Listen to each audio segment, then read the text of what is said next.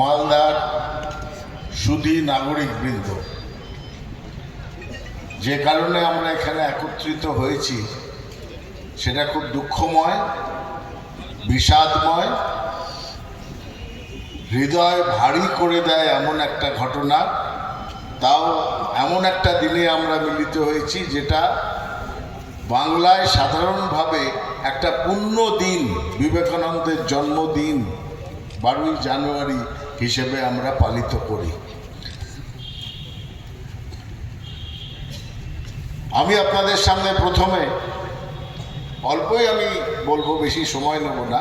প্রথমে আমাদের দলের রাজ্য সভাপতি শ্রী সুব্রত বক্সী মহাশয়ের একটা তিনি পাঠিয়েছেন আপনাদেরকে বলার জন্যে, তার বক্তব্যের একটি অংশ তিনি বলেছেন আপনাদের জন্য, বাবলার স্মৃতির উদ্দেশ্যে, বাবলার পরিবারের উদ্দেশ্যে, ভারতীয় তৃণমূল কংগ্রেসের জন্মলগ্ন থেকে দলের কর্তব্যে নিবেদিত প্রাণ এবং মমতা বন্দ্যোপাধ্যায়ের একনিষ্ঠ সাথী দুলাল সরকার বা বাবলা,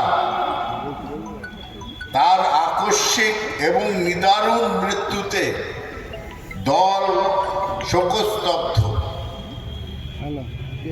ইতিমধ্যেই আমাদের নেত্রী মমতা বন্দ্যোপাধ্যায় তার হৃদয়ের ব্যথার কথা ব্যক্ত করেছেন।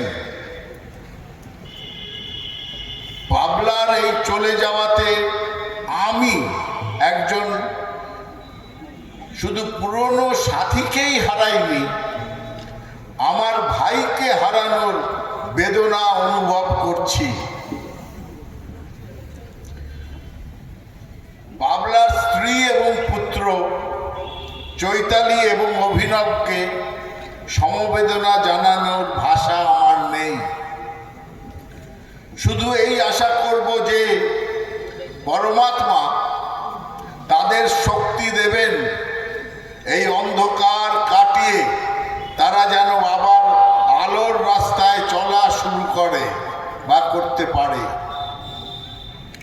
আমরা মনে করি আমরা সবাই একটা বৃহৎ পরিবার এবং পরিবারের যে কোনো দুঃখ সবাই ভাগ করে নেওয়ার যে শিক্ষা, সেই শিক্ষাই দিয়েছেন আমাদের নেত্রী মমতা বন্দ্যোপাধ্যায়। ওম শান্তি। সুব্রত বক্সী মহাশয় এটা আপনাদের কাছে পাঠিয়েছেন আজকের এই অনুষ্ঠানের জন্যে। আমার বক্তব্য খুব শান্ত।